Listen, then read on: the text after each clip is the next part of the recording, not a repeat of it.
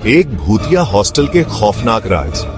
5 साल पहले एक छोटे से गांव का लड़का राहुल पढ़ाई के लिए शहर आया।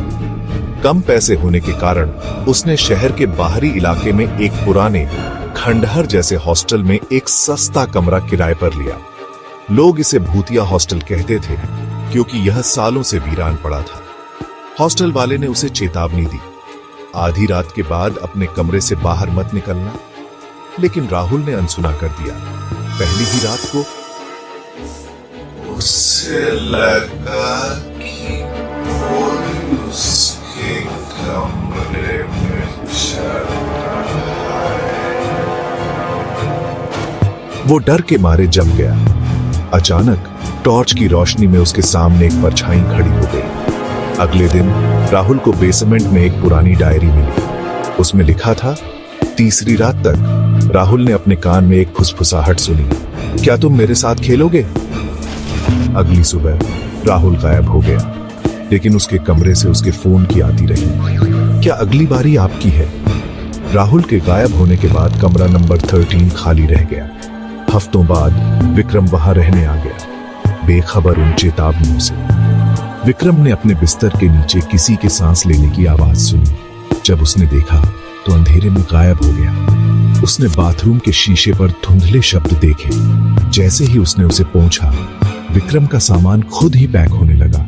कोई चाहता था कि वो चला जाए।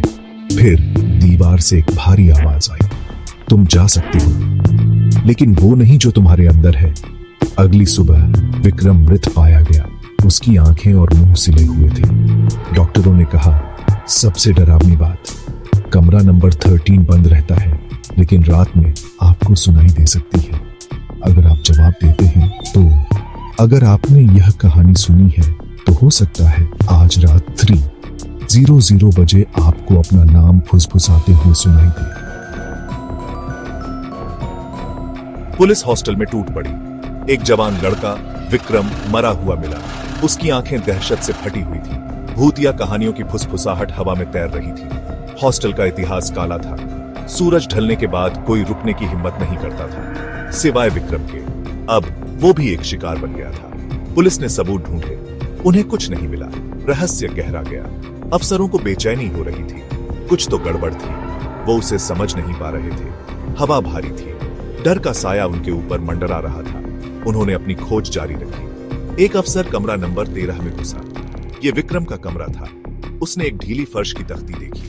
उसके नीचे उसे एक धूल भरी पुरानी डायरी मिली। पूरे हॉस्टल में यही एक सुराग था। डायरी पुरानी थी, उसका कवर चमड़े का था। वो फीका और घिसा हुआ था। पन्ने खस्ता हाल थे। लिखावट सुंदर कर्सिव में थी। तारीख 1955 की थी। डायरी एक जवान औरत अन्या की थी। वो लोकल स्कूल में टीचर थी। वो भी हॉस्टल में रहती थी। उसके शब्दों ने एक खौफनाक तस्वीर पेश की। अन्या ने हॉस्टल मैनेजर मिस्टर दत्ता के बारे में लिखा। वो एक क्रूर आदमी था। उसे बच्चों से नफरत थी। हॉस्टल में 13 अनाथ बच्चे रहते थे। मिस्टर दत्ता उनके साथ बहुत बुरा बर्ताव करता था। वो उन्हें भूखा रखता था। वो उन्हें मारता था। वो उनकी जिंदगी नरक बना देता था। अन्या ने बच्चों की मदद करने की कोशिश की। उसने मिस्टर दत्ता की शिकायत अधिकारियों से की, लेकिन किसी ने उसकी बात नहीं मानी। मिस्टर दत्ता को अन्या के विश्वासघात के बारे में पता चला। वो गुस्से से आग बबूला हो गया। उसने बच्चों को जंगल में पिकनिक का लालच दिया। ये एक झूठ था। वो उन्हें एक सूखे कुएं तक ले गया। उसने उन्हें एक एक करके धक्का देकर कुएं में गिरा दिया। अन्या ने यह खौफनाक हरकत देखी। वो टूट गई। वो उसे रोक नहीं पाई। वो अकेली औरत थी। उसने धमकी दी कि अगर उसने किसी को बताया तो वो उसकी जान ले लेगा। अन्या डर में जीने लगी। उसने सब कुछ अपनी डायरी में लिखा। यही उसका एकमात्र सहारा था। वो जानती थी कि कोई उसकी बात नहीं मानेगा। वो सही थी। मिस्टर दत्ता हॉस्टल चलाता रहा। वो और अनाथ बच्चों को लाता रहा। वो उनके साथ भी वही क्रूरता करता रहा। ये अत्याचार का चक्र चलता रहा। साल दर साल, दशक दर दशक, हॉस्टल दुख की जगह बन गया। चौथा भाग, बच्चों का श्राप। डायरी अचानक खत्म हो गई। अन्या उसके बाद गायब हो गई। उसका क्या हुआ कोई नहीं जानता, लेकिन उसके शब्दों ने एक खौफनाक सच्चाई बताई। हॉस्टल पर श्राप था। बेरहमी से मारे गए 13 बच्चों ने बदला लेने की कसम खाई थी। उनकी आत्माएं हॉस्टल की दीवारों में कैद होकर रह गई। वो इंसाफ चाहती थी, वो शांति चाहती थी। उनकी मौजूदगी हर कोई महसूस करता था जो अंदर आने की हिम्मत करता था। ठंडे स्थान, फुसफुसाहटें, अजीब आवाजें, अपने आप हिलती हुई चीजें। लोगों ने हल्की परछाइयां देखने का दावा किया। रात के सन्नाटे में बच्चों की हंसी गूंजती थी। हॉस्टल डर की जगह बन गया। लोग इससे दूर ही रहते थे।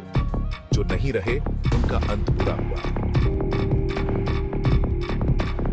5वां भाग, गलियारों में फुसफुसाहटें। विक्रम की मौत कई दुखद घटनाओं में से सबसे ताजा थी। पुलिस हैरान थी।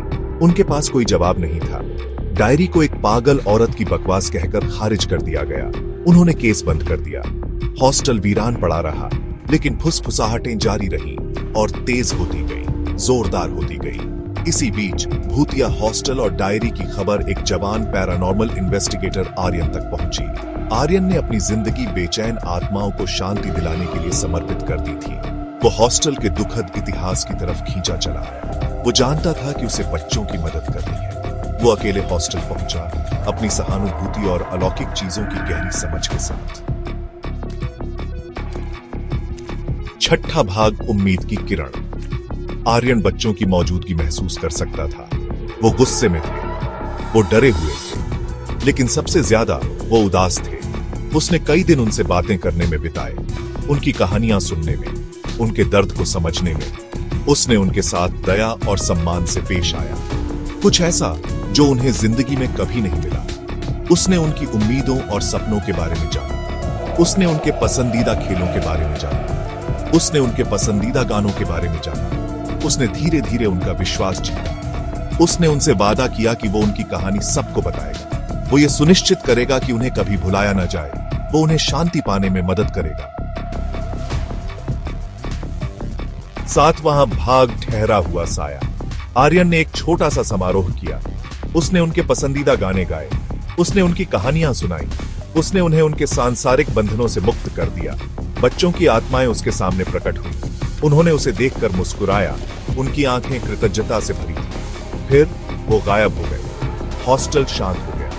हवा हल्की लग रही थी। दमनकारी बोझ हट गया था। आर्यन कामयाब हो गया था, या वो हुआ था। जैसे ही आर्यन जाने के लिए मुड़ा, उसने अपने पीछे एक ठंडा स्थान महसूस किया। वो वापस मुड़ा। उसने एक साया देखा। वो पहले से हल्का था, लेकिन वो अभी भी वहां था। आर्यन को एहसास हुआ कि कुछ कहानियां ठहरने के लिए होती हैं, वहां कभी मौजूद रहे अंधेरे की याद दिलाने के लिए। हॉस्टल आखिरकार शांत हो गया था, लेकिन शायद ये भूतिया कहानी कभी पूरी तरह खत्म न हो।